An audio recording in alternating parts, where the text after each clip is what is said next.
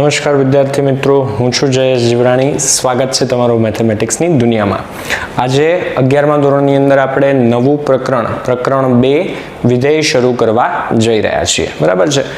ખૂબ જ અગત્યના પ્રકરણોમાંથી એક આ ચેપ્ટરની અંદર આપણે જે કન્સેપ્ટ શીખીશું એ 11માની અંદર પણ ઘણી બધી જગ્યાએ ઉપયોગી છે. સાથે સાથે 12મા ધોરણની અંદર પણ ફરી પાછા અત્યારે જે કન્સેપ્ટની આપણે ચર્ચા કરીએ છીએ ઉપયોગી થશે. બરાબર છે. વિધેય આપણે ઘણી બધી જગ્યાએ જોતા હોઈએ છીએ. દાખલા તરીકે તમે અત્યારે તમારું પ્રકરણ 3 છે જોશો તો એ છે ત્રિકોણમિતીય વિધેય. બરાબર છે. કહેવાનો અર્થ એ છે કે વિધેય જે છે 11માની અંદર 12માની અંદર ઘણી બધી જગ્યાએ ઉપયોગી થશે. હાલ એ ચેપ્ટરની અંદર જોઈએ તો સૌથી પહેલો જે ટોપિક છે એ છે ક્રમયુક્ત જોડ. ક્રમયુક્ત જોડ એટલે આપણને અહીંયા બે વસ્તુઓ ખબર પડે. પહેલા તો જોડ છે, બરાબર છે. બીજી વસ્તુ ક્રમયુક્ત એટલે કે ક્રમ મહત્વનો. અહીંયા ક્રમ આગળ પાછળ કરીએ તો એ ચાલશે નહીં. ગણની અંદર જ્યારે આપણે યાદીની રીતે લખતા હતા તો શું હતું? 1 2 લખું કે 2 1 લખું એનાથી કોઈ ફરક પડશે નહીં. હાલ આપણે ક્રમયુક્ત જોડ લખીએ છીએ. ધારો કે હું પહેલા લખું છું વિદ્યાર્થીનું વજન.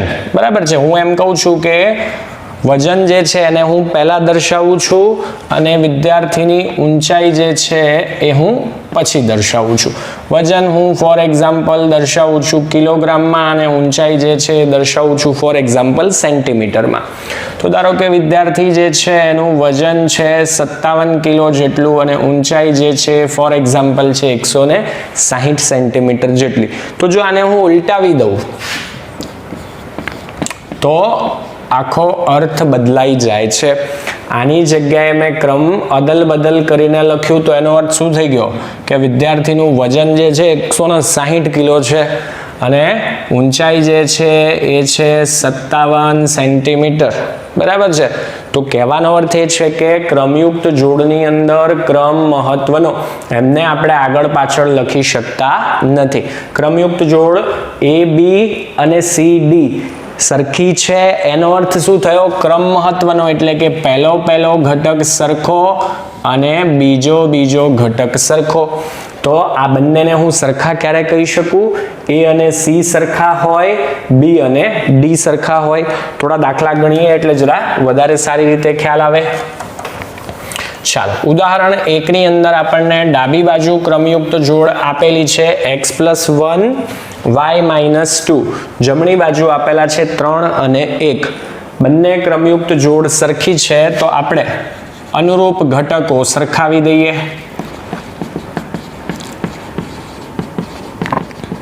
તો શું મળે છે આપણને?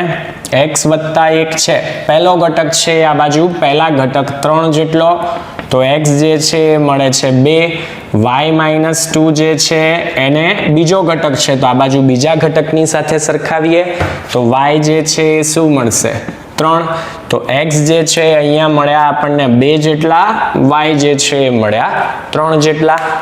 સ્વાધ્યાય જે છે એની અંદર પહેલો દાખલો જોઈએ તો ડાબી બાજુ મને ક્રમયુક્ત જોડ આપેલી છે x/3 + y -2/3. જમણી બાજુ છે 5/3 અને 1/3. મારે શોધવા છે હાલ x અને y. તો બંને બાજુ અનુરૂપ ઘટકો સરખાવી દઈએ. ક્રમયુક્ત જોડ છે તો ક્રમનું ધ્યાન રાખવું પડે. પહેલા ઘટક સરખાવીએ તો શું મળે કે x/3 + 1 એની કિંમત 5/3 જેટલી. લસા લઈએ તો x + 3 આખાના/3. છેદવાળા 3 અને 3 કેન્સલ. તો x ને કરતા બનાવીએ 3 આ બાજુ જાય તો -3. 5 - 3 એટલે કે 2. ચાલો, એ જ પ્રમાણે બીજો ઘટક સરખાવીએ.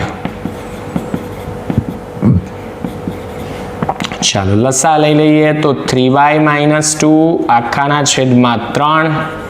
3 અને 3 કેન્સલ. 3y-2 બરાબર 1. -2 આ બાજુ જશે તો +2. 3 અને 3 કેન્સલ. તો મને મળે છે કે y જે છે એની કિંમત છે 1 જેટલી. ખૂબ જ સહેલી વસ્તુ. બે જોડ આપેલી છે સરખી છે એનો અર્થ શું થશે? પહેલો ઘટક સરખો અને બીજો ઘટક સરખો. એનાથી આગળ વધીએ. હવે પછીનો જે ટોપિક છે એ છે કાર્તેજીય ગુણાકાર. તો કોઈ બે ગણ મને આપેલા છે. કેવા? અરિક્ત ગણ. રિક્ત એટલે ખાલી, અરિક્ત એટલે ખાલી ન હોય તેવા ગણ મને આપેલા છે P અને Q. એમના માટે કાર્તેજીય ગુણાકાર છે અને સંકેતમાં શું લખીએ છીએ? P cross Q. આને શું વંચાશે? P cross Q. તો એ શું છે? P અને Q ની તમામ ક્રમયુક્ત જોડનો ગણ. ક્રમયુક્ત એટલે મારે ક્રમ ધ્યાનમાં રાખવો પડે. ડાબી બાજુ P છે તો મારે પહેલા P લખવું પડે, ડાબી બાજુ P લખવા પડે. જમણી બાજુ Q આપેલું છે તો જોડની અંદર જમણી બાજુ Q લખવા પડે. બરાબર છે? P ક્રોસ Q એટલે શું? X અને Y ની ક્રમયુક્ત જોડ. X મારે ક્યાંથી લેવાના છે? પહેલા ડાબી બાજુ P આપેલું છે એટલે X મારે લેવાના છે P માંથી.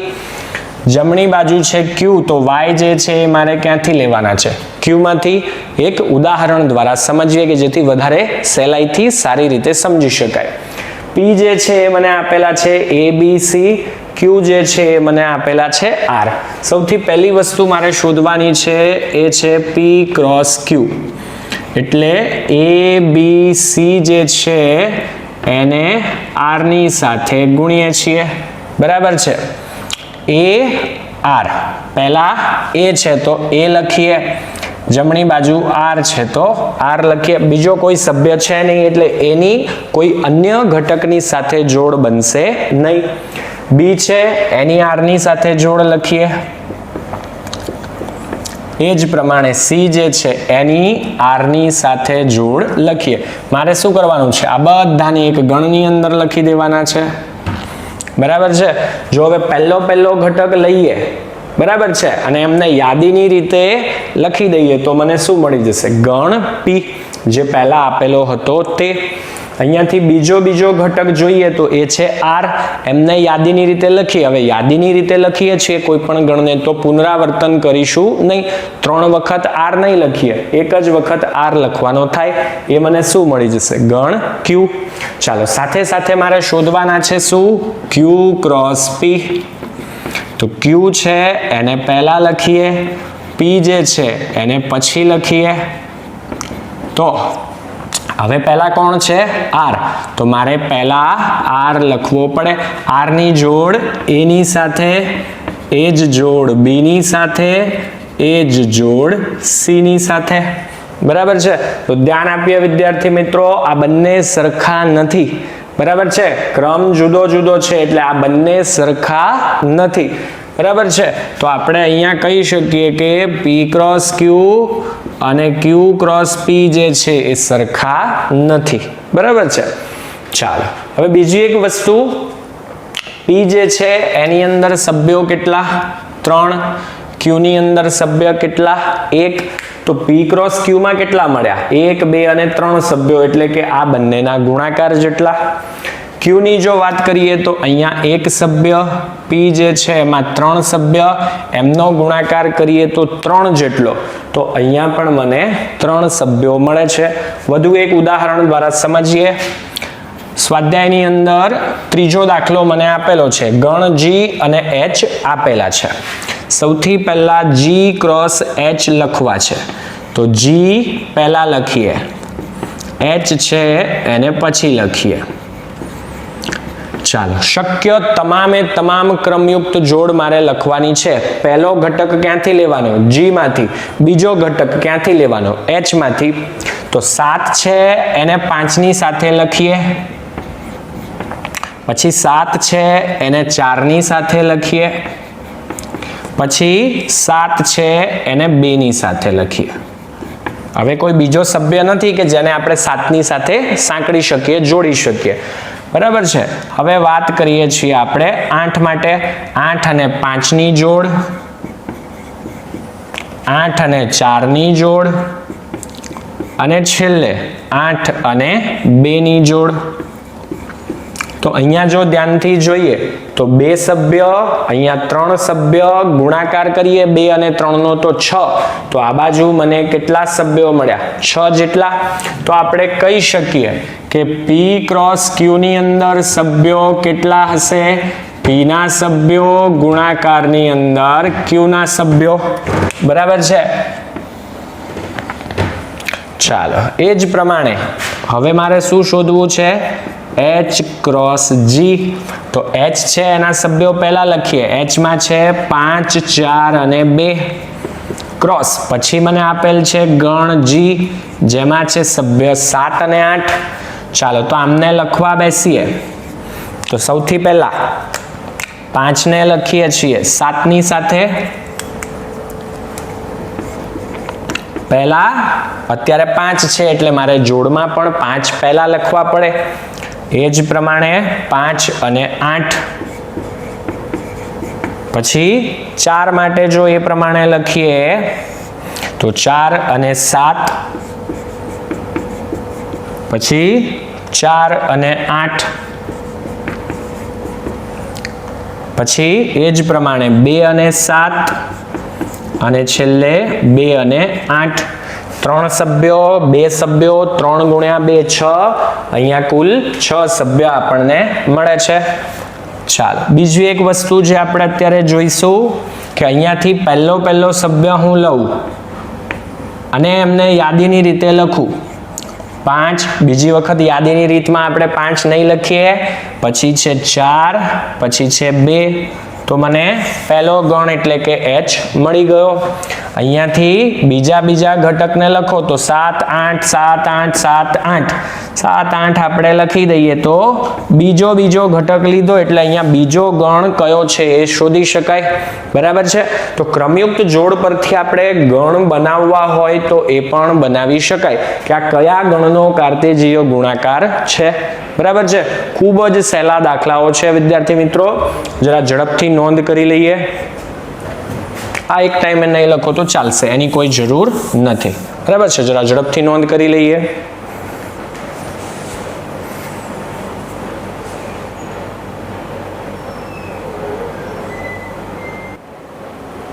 એનાથી આગળ વધે વિદ્યાર્થી મિત્રો, સ્વાધ્યાય 2.1 એમાં પ્રશ્ન 2. ગણ એની અંદર આપણને કીધેલું છે કે 3 ઘટકો છે, એના સભ્યોની સંખ્યા 3 છે. સાથે સાથે આપણને આપેલું છે કે ગણ બી છે એમાં ઘટક છે 3, 4, 5. તો બી જે છે એના સભ્યોની સંખ્યા છે 3 જેટલી. આપણને પૂછેલું છે કે A ક્રોસ B ની અંદર કેટલા ઘટકો હશે. આપણે જાણીએ છીએ A ક્રોસ B ના સભ્યો બરાબર A ના સભ્યો ગુણાકારમાં B ના સભ્યો. બંનેની અંદર 3 સભ્યો હોય તો A ક્રોસ B ની અંદર 9 જેટલા સભ્યો હોય. એકદમ સહેલો દાખલો, મૌખિક ગણતરીથી પણ થઈ શકે. પ્રશ્ન 4 ની અંદર આપણે નક્કી કરવાનું છે કે વિધાનો સાચા છે કે ખોટા. જો ખોટા હોય તો એ સંજોગોની અંદર સાચું વિધાન બને એ રીતે એમને ફરી પાછા લખવાના છે. ચાલો, પહેલામાં આપણને કીધેલું છે કે P છે M અને N. Q છે એની અંદર સભ્ય છે N અને M. તો P ક્રોસ Q છે એમાં M, N અને NM 2 ઘટકો મળે. P માં કેટલા સભ્યો? 2. Q માં કેટલા સભ્યો? 2. તો P ક્રોસ Q માં કેટલા મળે? 2 ગુણ્યા 2 4. પણ અહીંયા તો વિધાન જે આપેલું છે એમાં 2 જ સભ્યો છે. તો આપેલ વિધાન કેવું છે? ખોટું છે. તો ફરી પાછું સાચું બને એ રીતે લખીએ. P ક્રોસ Q લખીએ તો MN ગુણ્યા NM. ચાલો, M છે એને N ની સાથે જોડીએ. M છે એને M ની સાથે જોડીએ.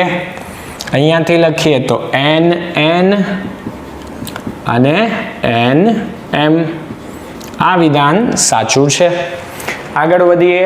A અને B અરિક્ત ગણ, ખાલી ન હોય તેવા ગણ.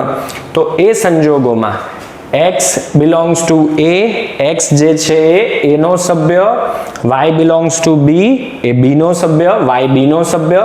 આ બંનેથી બનતી તમામ ક્રમયુક્ત જોડ xy થી બનતો ગણ a ક્રોસ b છે. તો આપણે હમણાં કાર્તેજીય ગુણાકારની વ્યાખ્યા લખી કે બંનેમાંથી આપણે સભ્ય લઈએ, યોગ્ય ક્રમમાં લખીએ અને એવી તમામ જોડ લખીએ તો એ કાર્તેજીય ગુણાકાર થાય. વ્યાખ્યા લખી એ જ મુજબ આપેલું છે તો આપણે કહી શકીએ કે વિધાન કેવું છે, સાચું છે.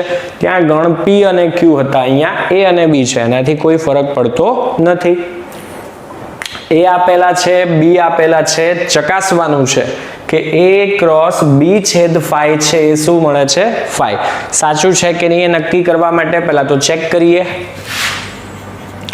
b છેદ phi લખવા બેસી આપણે ગુણધર્મો જોઈ ગયા. છેદગણના ગુણધર્મો આપણને ખબર છે કે કોઈ પણ ગણ હોય એનો ખાલી ગણની સાથે જો છેદગણ લઈએ તો ખાલી ગણ જ મળશે. તો a ક્રોસ b છેદ phi લખવા બેસીએ, બરાબર છે. તો a ની અંદર સભ્યો છે 1 અને 2, આ બાજુ કોઈ સભ્ય છે જ નહીં, ખાલી ગણ છે. આ બાજુ જોડ બનાવવા માટે કોઈ સભ્ય નથી તો આપણને અહીંયા કોઈ સભ્ય મળે નહીં. ખાલી ગણ બંનેમાંથી કોઈ પણ રીતે લખી શકાય.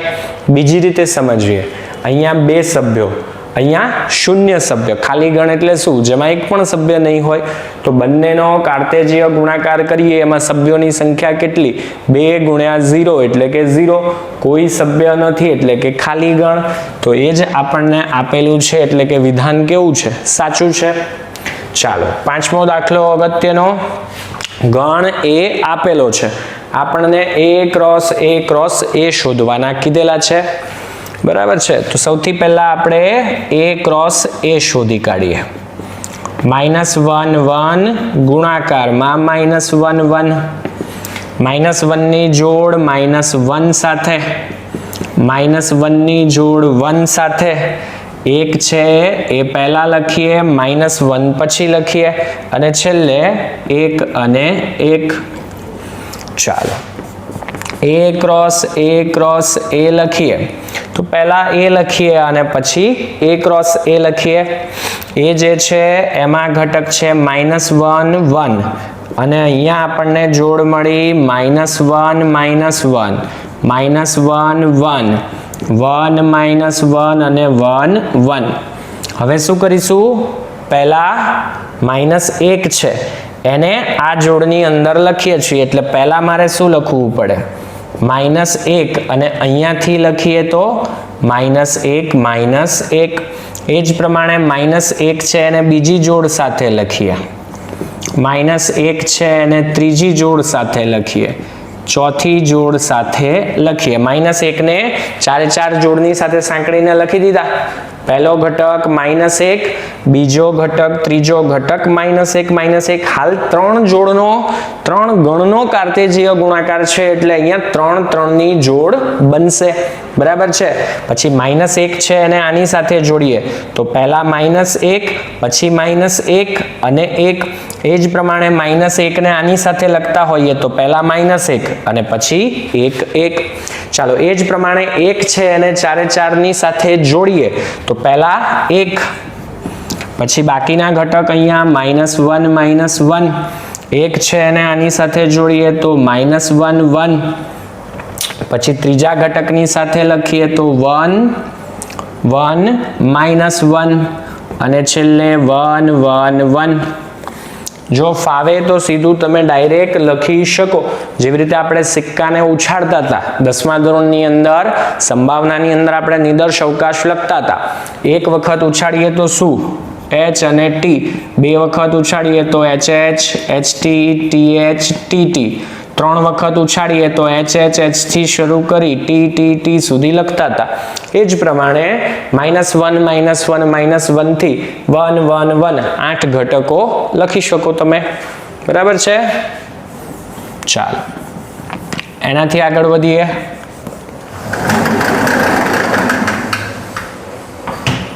a ક્રોસ b આપણને આપી દીધેલો છે. ax ay bx by a અને b શોધવા છે. ચાલો a પહેલા લખેલો છે એટલે પહેલા સભ્યોનો ગણ આપણે લખીએ a b યાદીની રીતે લખીએ છીએ. પુનરાવર્તન કરવાનું નથી તો પહેલો ઘટક a અને b બરાબર છે. એ જ પ્રમાણે બીજો લખવા બેસીએ બીજો ગણ છે એટલે અહીંયાથી બીજો સભ્ય લેવો પડે x y યાદીની રીતે લખવા બેસીએ પુનરાવર્તન વગર તો એ મળે આપણને x અને y. ખૂબ જ સહેલો દાખલો બરાબર છે. ચાલો 7મો દાખલો જે છે અગત્યનો. a b c d આપણને આપી દીધેલા છે. જે પરિણામો આપેલા છે એ આપણે ચેક કરવાના છે. ચાલો સૌથી પહેલું આપેલું છે આપણને a ક્રોસ b છેદ c. તો એ માટે આપણે સૌથી પહેલું કામ કરવું પડે. a છે આપણી પાસે, b છેદ c નથી. છેદગણ એટલે શું? કોમન, સામાન્ય સભ્ય. b અને c બંનેમાં આવતો હોય એવો કોઈ એક પણ સભ્ય નથી. b છેદ c જે છે એ શું? ખાલી ગણ. ચાલો તો અહીંયા ડાબી બાજુ લખીએ a ક્રોસ b છેદ c. a ક્રોસ ખાલી ગણ.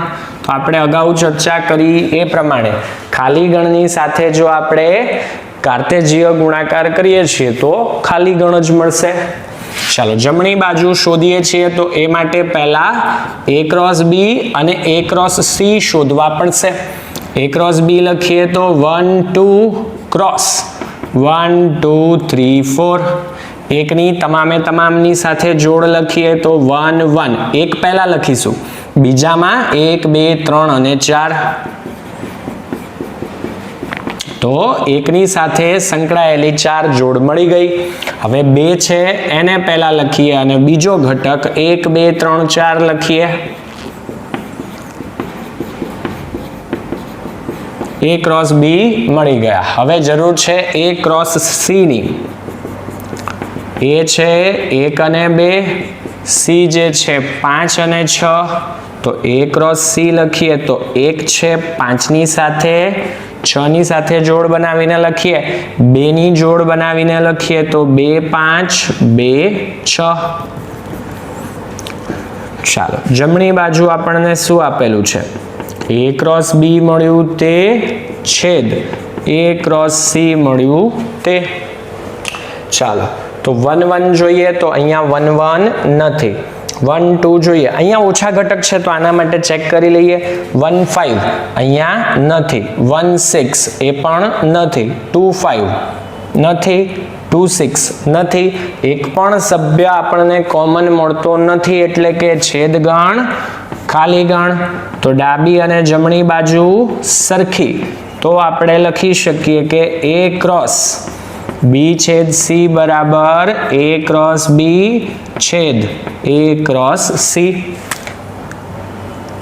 આ કોઈ પણ ગણ a b અને c માટે સાચું છે. જો છૂટા પાડીએ આને તો a ક્રોસ b વચ્ચે નિશાની છેદની a ક્રોસ c બરાબર છે. કોઈ પણ માટે ચેક કરવું હોય તો કરી શકાય. બીજા માટે કીધેલું છે કે a cross c A b cross d નો ઉપગણ છે. તો જુઓ વિદ્યાર્થી મિત્રો, a ક્રોસ c તો આપણે શોધી કાઢ્યું, ફરીથી લખવાની કોઈ જરૂર નથી. b ક્રોસ d લખીએ. ચાલો ગણ b છે એમાં સભ્ય 1 2 3 4. d છે એમાં 5 6 7 8. 4 અને 4 સભ્યો છે બંનેમાં એટલે કાર્તેજીય ગુણાકારમાં 4 ગુણ્યા 4 16 સભ્ય. જરા ધ્યાન આપીશું, એકની 4 જોડ બનશે. 1 5 1 6 1 7 1 8. એ જ પ્રમાણે 2 ની જોડ બનાવીએ તો 2 5 2 6 2 7 2 8. ત્રીજો ઘટક 3, એની 4 4 ની સાથે બનતી ક્રમયુક્ત જોડ લખીએ. 4 માટે લખીએ તો 4 5 4 6 4 7 4 8. 4 4 8 4 12 4 16 બરાબર છે। હવે આપણે શું ચેક કરવાનું છે? A ક્રોસ C છે એ B ક્રોસ D નો ઉપગણ છે। તો A ક્રોસ C માં જોઈએ તો 1 5 અહીંયા છે, 1 6 એ પણ છે, 2 5 એ પણ છે, 2 6 એ પણ છે। તો A ક્રોસ C ના તમામ સભ્ય, આને આપણે કહી દઈએ પરિણામ 2, B ક્રોસ D માં છે। શેના આધારે? પરિણામ 1 પરિણામ 2 પરથી। તો A ક્રોસ C જે છે એ B ક્રોસ D જે છે એનો ઉપગણ છે એવું આપણે કહી શકીએ। બરાબર છે? એકદમ સહેલા દાખલાઓ છે, જરા ઝડપથી નોંધ કરી લઈએ।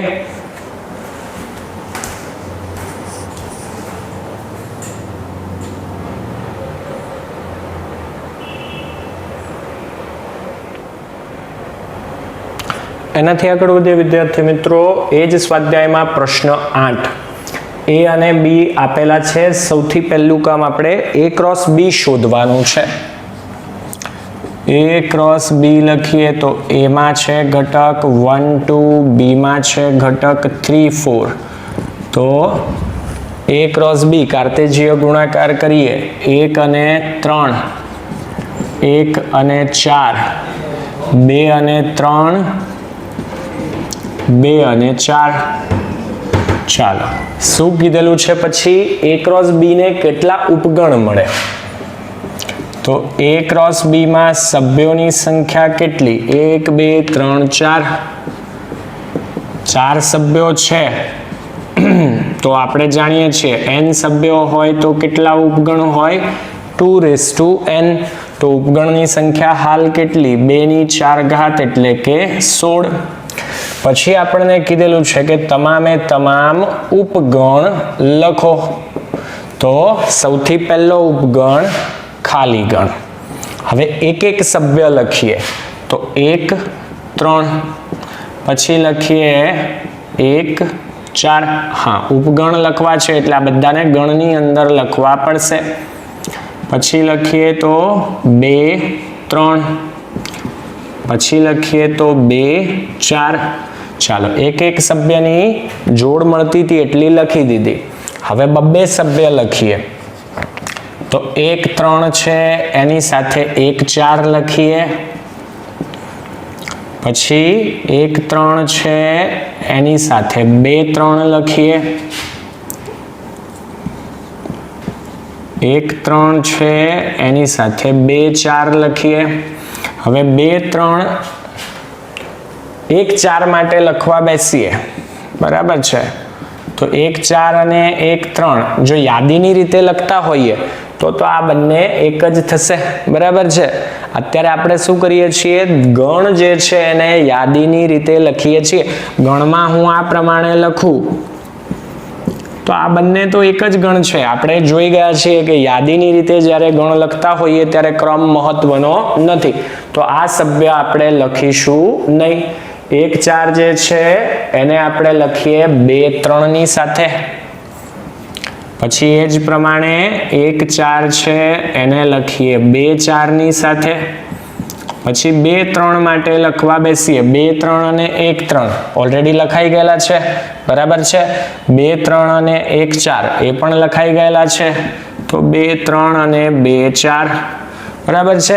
ક્રમયુક્ત જોડમાં લખતા હોઈએ તો વસ્તુ જુદી છે, ગણની અંદર યાદીની રીતે લખતા હોઈએ તો વસ્તુ જુદી છે। A B અને B A આ બંને સરખા નથી, પણ ગણની અંદર લખતા હોઈએ તો આ બંને વસ્તુઓ એક જ છે, બરાબર છે? ચાલો હવે 3 3 ની જોડ બનાવીએ। 3 3 ની જોડ બનાવીએ છીએ એટલે શું? કોઈ પણ એક નહીં લખીએ। ચાલો સૌથી પહેલા આપણે 1 3 ન લખીએ તો 1 4 2 3 અને 2 4। પછી બીજી વખત આપણે 1 4 નથી લખતા, તો બાકીની જોડ જે છે એ લખીએ તો 1 3 2 3 2 4। પછી ધારો કે આપણે 2 3 નથી લખતા તો 1 3 1 4 2 4 છેલ્લે 2 4 સિવાયના 3 ને સાથે લખીએ તો 1 3 1 4 2 3 3 3 ની તમામ જોડ લખી દીધી. હવે 4 ની જોડ એટલે કે જે ઘટકો છે એ બધા જ 1 3 1 4 2 3 અને 2 4 ચાર સભ્યો 16 ઉપગણ 1 2 3 4 5 6 7 8 9 10 11 12 13 14 15 16 ઉપગણ મળી ગયા. ચાલો, સારો કહી શકાય તેવો દાખલો. બરાબર છે. આ સ્ટેપમાં જરા ખાસ ધ્યાન રાખીશું. એની અંદર 3 સભ્ય, બી ની અંદર 2 સભ્ય, ભિન્ન ઘટકો x y z છે એટલે કે x y z માંથી કોઈની પણ કિંમત સમાન નથી. એ સમયે x1 y2 z1 a cross b ના સભ્ય હોય તો ગણ a અને b શોધો. ચાલો, સૌથી પહેલી વસ્તુ આપેલી છે કે કાર્તેજીય ગુણાકાર કર્યા પછી x1 જોડ મળે છે જે a ક્રોસ b નો એક સભ્ય છે. તો આપણે જાણીએ છીએ કે પહેલો સભ્ય છે એ ક્યાંથી હોય? પહેલા ગણમાંથી. અને બીજો ઘટક હોય એ ક્યાંથી હોય? બીજા ગણમાંથી. એ જ પ્રમાણે બીજી જોડ આપેલી છે આપણને y2, એ પણ a ક્રોસ b નો સભ્ય છે. તો પહેલો ઘટક y છે એ ક્યાંથી હશે? a માંથી. બીજો ઘટક 2 છે એ ક્યાંથી? ગણ b માંથી. ત્રીજી જોડ આપણને મળેલી છે z1, એ પણ a ક્રોસ b નો સભ્ય એટલે z ક્યાંથી? ગણ a માંથી. અને 1 છે એ ગણ b માંથી. x y z એ ત્રણે ત્રણ a ના સભ્ય છે. તો ગણ a છે એમાં કયા સભ્યો? x y z. b જે છે એની વાત કરીએ તો 1 2 અને 1 યાદીની રીતે લખતા હોઈએ તો પુનરાવર્તન કરીશું નહીં. x y z 3 સભ્યો છે, મળી ગયા. ગણ b ની અંદર 2 સભ્યો છે, 1 અને 2 મળી ગયા. ખૂબ જ સહેલો દાખલો. ચાલો, એનાથી આગળ આપણને કીધેલું છે સૌથી પહેલું a ક્રોસ a માં ઘટકોની સંખ્યા છે 9 જેટલી. a ક્રોસ a માં સભ્યોની સંખ્યા 9 જેટલી. a ક્રોસ b ની જેમ છૂટા પાડી દઈએ. a ક્રોસ b માં કેટલા સભ્યો? a ના સભ્યો ગુણ્યા b ના સભ્યો. તો એ જ પ્રમાણે અહીંયા છૂટા પાડીએ તો a માં જે સભ્યો છે ગુણાકારમાં a ના સભ્યો આ મળે 9 જેટલા. તો a ના સભ્યોની સંખ્યાનો વર્ગ 9 જેટલો. તો એની અંદર મને સભ્ય મળે 3. સભ્યની સંખ્યા ઋણ હોવાની નથી એટલે ±3 આવે નહીં. મને સૌથી પહેલી વસ્તુની ખબર પડી ગઈ કે ગણ એ એવો છે કે જેમાં 3 સભ્યો છે. ચાલો, પછી શું કીધેલું છે? -1 0 અને 0 1 એ 2 ઘટકો છે. કોના? a ક્રોસ a માં. ફરી પાછું a ક્રોસ a માં ઘટકોની સંખ્યા 9. -1 0 અને 0 1 એ તેમાંના એટલે કે આ 9 માંથી 2 ઘટકો મને આપેલા છે. બરાબર છે. ચાલો, તો સૌથી પહેલી વસ્તુ આપેલી છે કે -1 0 છે a ક્રોસ a માં છે. તો આપણે અહીંયા લખેલું હતું એ જ પ્રમાણે પહેલો ઘટક અહીંયાથી પહેલા ગણમાં -1 છે, સોરી -1 છે એ ગણ a માં અને 0 છે એ ગણ a માં. a ક્રોસ a છે એટલે બંને માટે હું બિલોંગ્સ ટુ a જ લખું છું. બીજો સભ્ય મને કયો આપેલો છે? 0 1. પહેલો ઘટક લઈ લઈએ. 0 છે ગણ a માં હોય અને 1 છે એ પણ ગણ a માં હોય. તો ગણ a ને યાદીની રીતે લખીએ તો -1 એમાં છે, 0 પણ એમાં છે. 0 ને યાદીની રીતે લખીએ છીએ તો ફરીથી લખીશું નહીં. 1 એની અંદર છે. ચાલો, હવે શું કીધેલું છે? a ક્રોસ a માં બાકી રહેતા ઘટકો બાકીના ઘટકો એટલે કે આ બે સિવાય બીજા કયા છે એ લખવાના છે. -101 ક્રોસ -101. ચાલો કાર્તેજીય ગુણાકાર કરીએ તો -1 -1 -10 પણ -10 તો છે જ, બરાબર છે. નહીં તો ચાલો આપણે હાલ પૂરતા બધા જ લખી દઈએ. -1 1, પછી લખીએ તો 0 -1 0 0 0 1. એ જ પ્રમાણે લખીએ તો 1 -1 1 0 1 1. બરાબર છે. કયા બે ઘટક આપણને આપેલા છે? -10 અને 01. માટે બાકીના જે ઘટકો છે એ લખવા બેસીએ તો કયા રહેશે?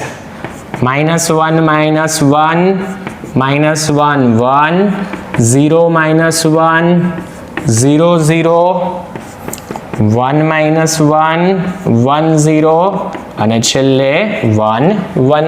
બરાબર છે. સીધું આને સ્કીપ કરીને બાકીના ઘટકો પૂછેલા છે તો એ ડાયરેક્ટ લખી દો તો પણ ચાલે. ચાલો ઝડપથી આ દાખલાઓની નોંધ કરી લઈએ. આ લેક્ચર જે છે ને આપણે અહીંયા પૂરું કરીએ છીએ. આજે જે રીતના દાખલાઓ ગણેલા છે એ રીતના થોડા દાખલાઓ તમને હોમવર્કમાં આપીશ, જે તમારી સ્ક્રીન ઉપર તમને દેખાશે.